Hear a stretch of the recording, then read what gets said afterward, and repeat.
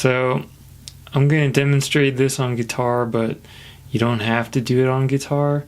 You just need to play an instrument that can play more than one note at a time. So a quick summary of this lesson, it's sort of a chord exercise, but really meant to break us out of our habits and encourage playfulness. And it's sort of a game. I stole this one from Julian Lage, and I really like his playful and creative approach to practicing.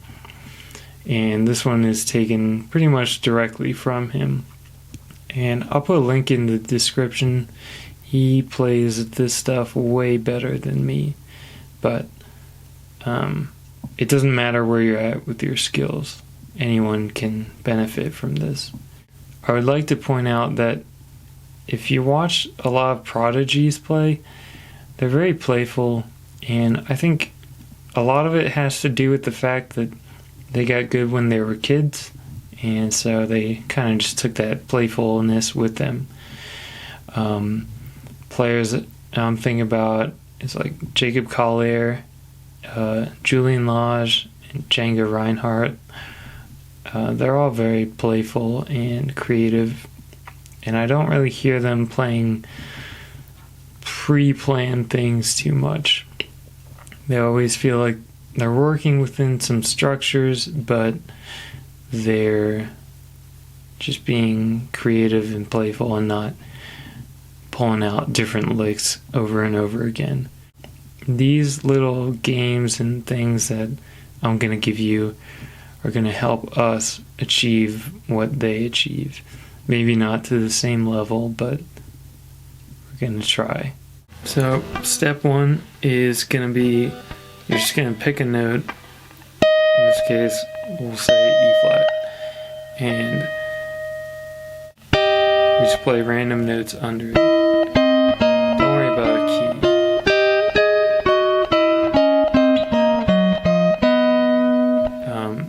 And then, if one other note's easy for you, jump it up to two other notes. Don't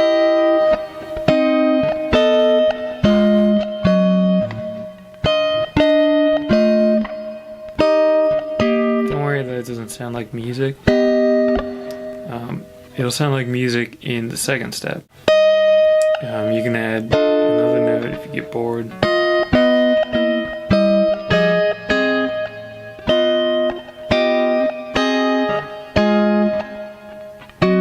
Basically just seeing all the different ways you can make random chords with this one note on top.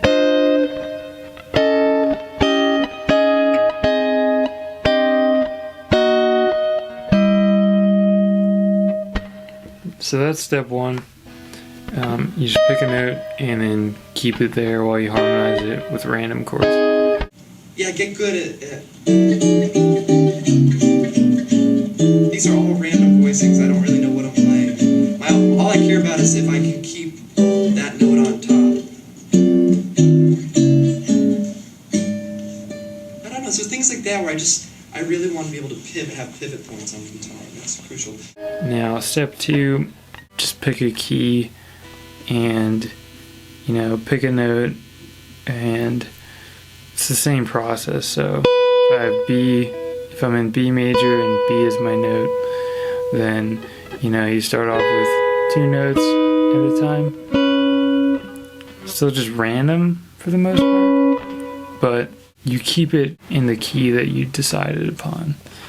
So if I was doing two notes in B, it might look like this.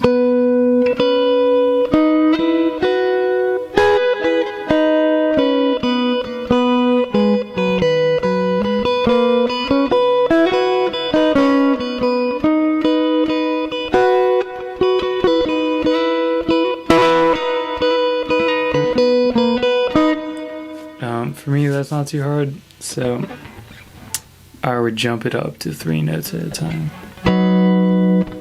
And remember to be musical the whole time you're doing it. I get pretty tired of playing rubato things, so I'm generally gonna work within some sort of rhythm.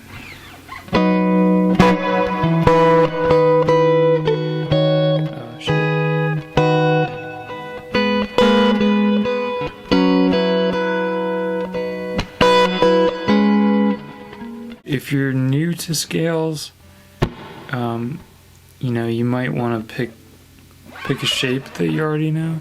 Let's say you know the A minor pentatonic. You can just pick a note from that. We'll go with A, and then just keep other notes going. Just choose notes from that shape.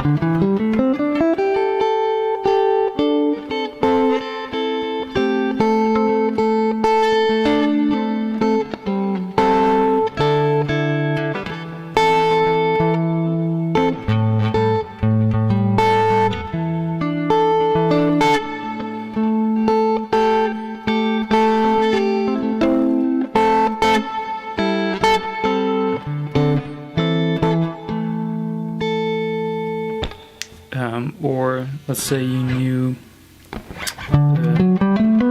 the basic major scale shape. That one. Let's say you only know that. You can do the same thing, just keeping notes from that shape in it.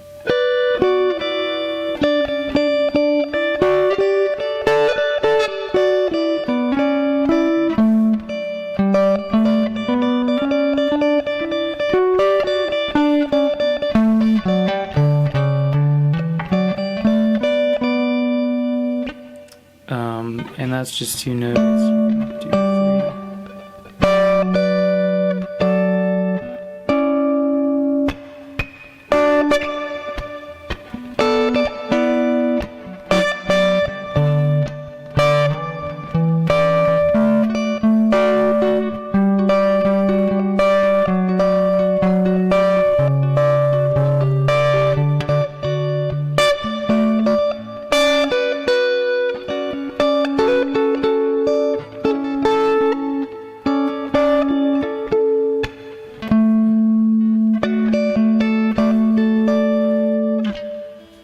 Don't be too worried about sounding good. You're just trying to break out of your old patterns.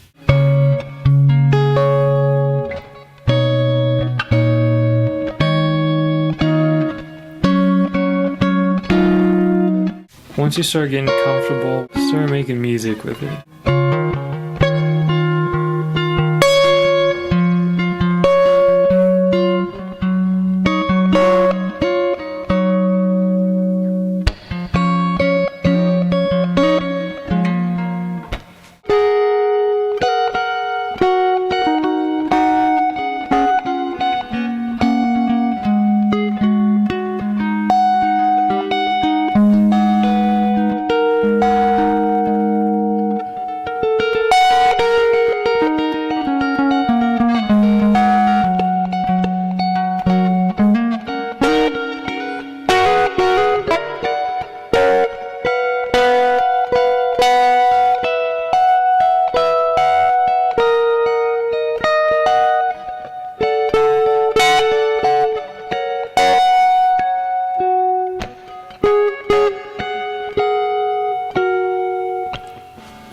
Just figuring it out as I go. Here's some things to look out for.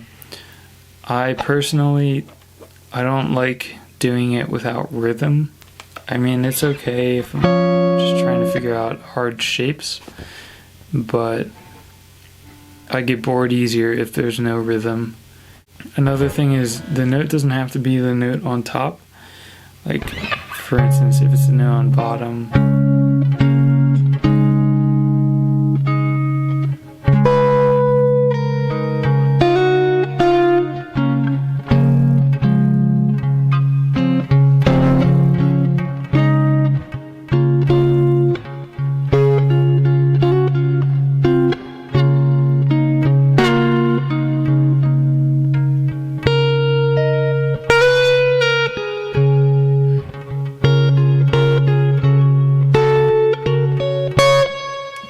it can also be the note in the middle. So let's say I want to keep a note and keep it in the middle.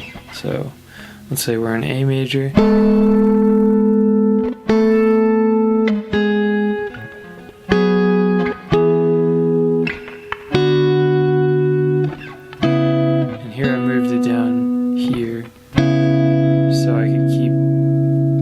change up where I'm at on the fretboard.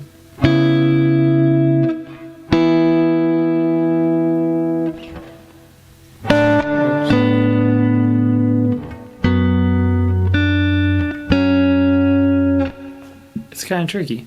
Give it a try though. One thing that you can choose to do or not do is try to keep movement going.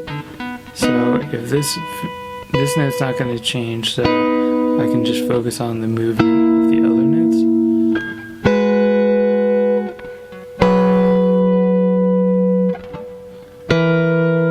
So right there, I had those two notes going like this note went,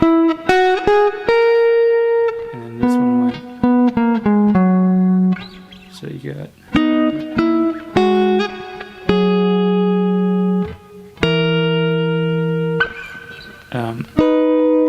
So you can focus on movement, and that'll help things sound more. That'll help things sound more cohesive and musical. If you want to change it up some more, you can forget about trying to hold a note and just play random chords. Start off with just two. Let's say I'm in A major.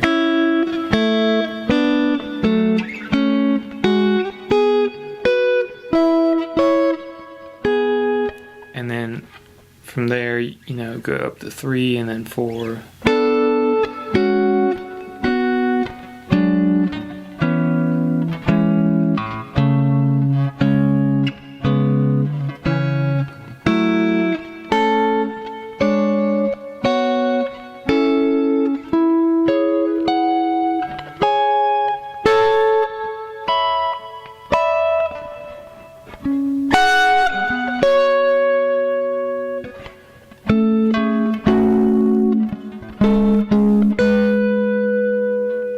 I'll try out 4 notes.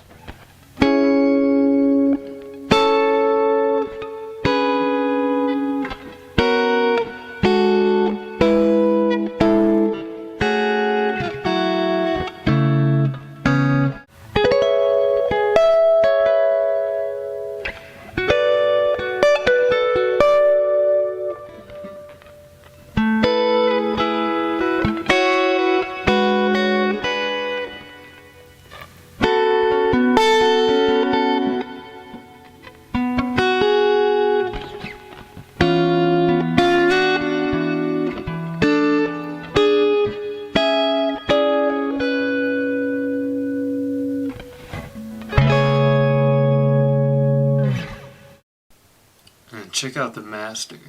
Definitions, this organization of chord tones, and if you really believe those words, it means chord. It means any tones in the scale. You can be very fluid with it. So if you see.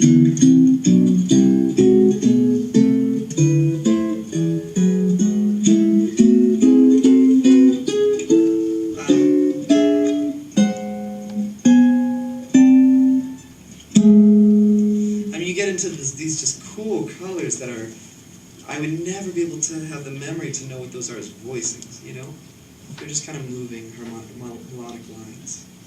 Does that kind of make sense? So here's what to do if you get bored. Basically, it comes down to a simple formula. If you're bored, you increase the challenge, and if it's frustrating, you make it easier. That's it. It's as simple as that. So just do this like 5 minutes a day. Nothing crazy. Make sure, so here's a tip. You should stop doing it or change what you're doing and make it harder before you get bored. Not after you get bored, but before. So you can use timers and just do it for like a minute.